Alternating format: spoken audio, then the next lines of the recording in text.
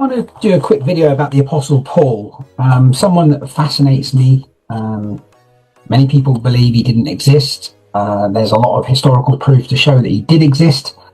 Now, obviously, the main source of where he was from or who he was is taken from the Bible, isn't it? Where the Bible talks about a man called Saul, who basically hated Christians, so much so that he was involved in the stoning of Stephen. And he honestly felt, he was a sincere person in himself, wasn't he? In that he felt that he was doing a service to God. And he was actually on the road, wasn't he, to Damascus, from Damascus. I can't remember which way around now, but anyway, he was on the road, on the way to basically kill Christians. He was in a terrible mood. And then the Bible says basically he had a vision, he was struck down, he was blinded by a light. And it says that Jesus spoke to Paul.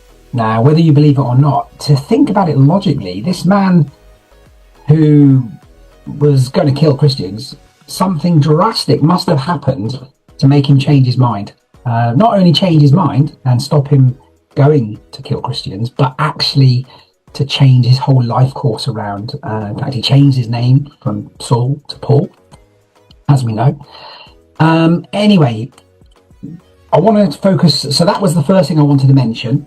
Another thing I wanted to talk about was his last journey, actually. So obviously, there's lots of historic information about him. Now, one of the things that intrigues me is that he went to Malta and was shipwrecked in Malta. Now, there's been a lot of debate about whether it was the book in the Bible, etc., etc. And I read this book by this author called Robert Cornuke, and I really recommend it, actually. This one on Amazon is £30. I wouldn't recommend it at that price, but you can find, that's a hardcover, by the way, but there are other used versions for, well, it says here £12. I think I've seen one for £8.50. I'm going to actually buy it again because I used to have it. I've read it and it's brilliant. Basically, in a nutshell, this guy, he's kind of like an archaeologist, kind of like a modern day Indiana Jones, and he tries to sort of disprove or prove like legends and myths and legends and things, and in this instance it was the shipwreck of Paul in Malta, because many people basically say that the Bible's wrong and that where the Bible says he was shipwrecked didn't happen. So this guy thought, you know what, in fact I'm going to follow him. He's going to try and prove it or disprove it. I won't ruin it because in case you read the book, but just a couple of interesting things. Well, obviously there's stories in the Bible, so it's not exactly an unusual story that you can read about it all the time. In a nutshell, this guy goes to Malta. And some people say it's not actually in Malta. Some people say that the shipwreck was in a place called Melite, which is off the coast, I believe, of Croatia today. Now, interestingly, the ancient name of Malta, as you can see here, was Melita or Melite. So, and like it says here, the ancient Greeks referred to Malta as Melite, which translates to honey sweet. And during the Roman period, the island was called Melita. In Latin, mel means honey. And it's believed that the Phoenicians first introduced domesticated beekeeping into Malta. Now, I read somewhere else that the Romans loved the Maltese honey. So they used to come to Malta or Melita and get some specialized honey there. So that takes out one of the arguments to me that the island of Malta can't have been the shipwreck of Paul because it was called Melita, because Malta was called Melita. So there's another reason as well. Now, just quickly as well, just to show you this, the Bible talks about a wind that blew the ship off course, basically, and it's either mentioned as the Eurocyclodon, or it's referred to as what it's called today, the Grigal. And as it says here, look, it says mention the Eurocyclodon, or Grigal, I'm going to call it because that's what I know it as, mentioned in the book of Acts chapter 27 as a hurricane force wind that blows across the Mediterranean Sea from the northeast to the southwest during the fall or autumn and the winter months.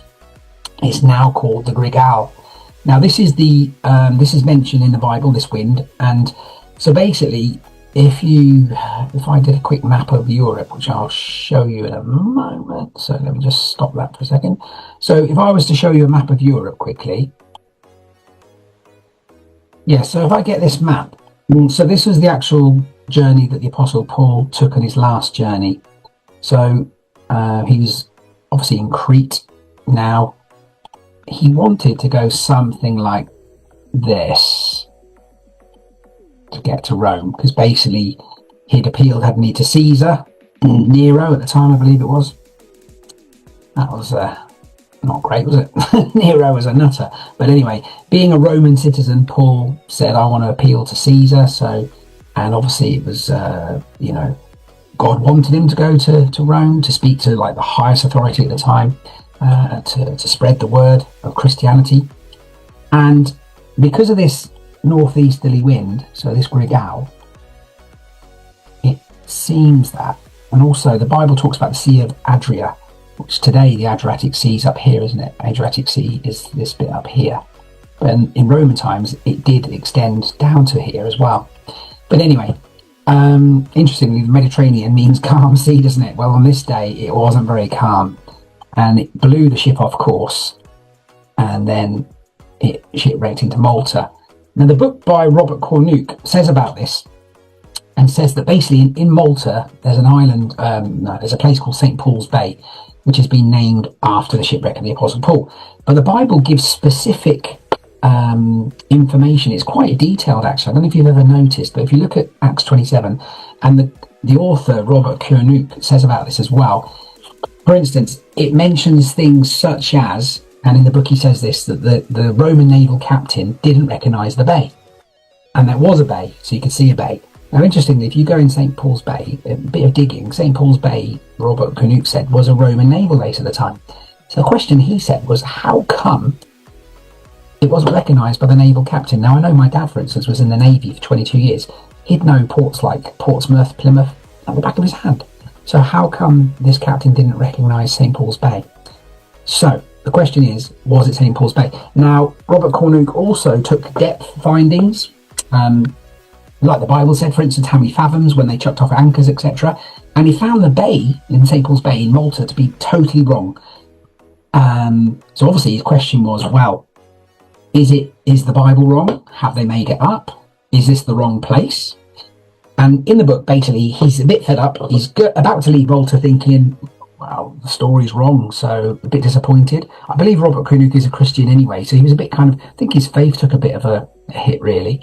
And then anyway, cut a long story short, he was just about to leave Malta and he hears this conversation, and a couple of fishermen had found a few, I think he said 4 Roman anchors in Malta.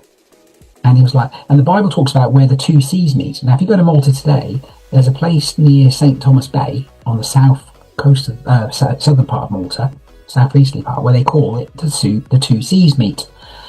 So probably that's where the old Adria met with the Mediterranean. I don't know, but anyway. Now, obviously, he spoke to these fishermen and said, "Can I see the anchor?" And they were obviously a bit dubious, and they were like, "What anchor?" You know, that kind of thing, because they were nervous. And then he, after convincing them that he wasn't from the police or something, or the authorities, they showed him the anchor. He carbon dated it. They carbon dated it to around about the same time period, between 58 to 61 AD, when the Apostle Paul would have been on this journey. They found anchors as well, because the Bible says there were a few anchors cut adrift, not just one, because they were trying to lose weight of the ship so it wouldn't sink, basically. So he said to these fishermen, "Can you take me to where it was?" And they said, "Yeah, of course." So they took him to this reef, basically. So again, what hit the ship? What made it sink? Well, again, it looks like it hit a reef. We don't know for sure, but it hit something. So he dived down, and anyway, he said, I'm going to measure the fathoms, and it was exactly the same depth as where the Bible said they did a check for the fathoms. And also the Bible clearly says he didn't recognise the bay. St. Thomas Bay at the time was not a Roman naval port, so that answers a good question, or ticks a box. And also, it says that you can see a bay from there, and from where the reef is, you can see St. Thomas Bay. Now, interestingly, this is just my little thought here. Thomas in the Bible is famous for being for doubting Jesus, isn't he? And it's funny how this bay is called after the man who doubted him. So it's like, because he asked the question then, well, how come then everyone says it's St. Paul's Bay in Malta? And actually, a priest actually answered him in his book and said probably because the people in St. Paul's Bay had more money, they could build a statue, etc. They could kind of promote it more, and then the tradition overtook truth, like it always does in lots of things. I don't know. Anyway, obviously the book is in much more detail than that, and it's absolutely, honestly, it's fantastic. It's well worth a read. It's very interesting. He backs up historical evidence from the Bible, whether you believe it or not, with actual archaeological evidence as well. So it's really good. It's really good. It's really interesting. And I just thought I liked it from a point of view, I was actually born in Malta, so for me the story's very interesting. Obviously people doubted it for many, many years. I've always believed it, but having this kind of, not evidence, but this kind of book added extra kind of a bit of an extra incentive for me as well. But just to conclude then, there's a picture here that shows the Apostle Paul and the crew. They all survived actually as well, so being cared for by the local people, the local inhabitants of Malta were talked of as having or showing extraordinary kindness. So, and although obviously Malta is a very warm, hot country in the summer, it can be cold in the autumn and winter as well. So it's not surprising me that during this Gregale as well, it was quite a stormy night as well. And lastly, I just wanted to share this with you as well. There's some evidence as well. There's two bits of evidence that they know of. They found some inscriptions and some old buildings that they believe were the home of the principal man of the island. We think he's a Roman. Some people say he's Maltese, but whatever. He was the ruler of the island. I think personally he was Roman. And there's evidence in the Roman city of Melite, or Medina's Roman name, so again Melite after the city as well, where they found excavations recently where they believe that Publius lived there as well. And then obviously after Malta, the Apostle Paul then went to Rome, and then that's where he ended up dying, wasn't it? So thank you for listening. I hope you enjoyed that. Have a look at that book by Robert Cornuke. It's fantastic. Obviously he summed it up in a few words, but it's a very, very interesting book and well worth a read as well, and I'm sure you'll enjoy reading that as well. Hope you enjoyed a little bit of this not lesson, but a little bit of discussion about the Apostle Paul and his last journey. Thank you. Have a great day.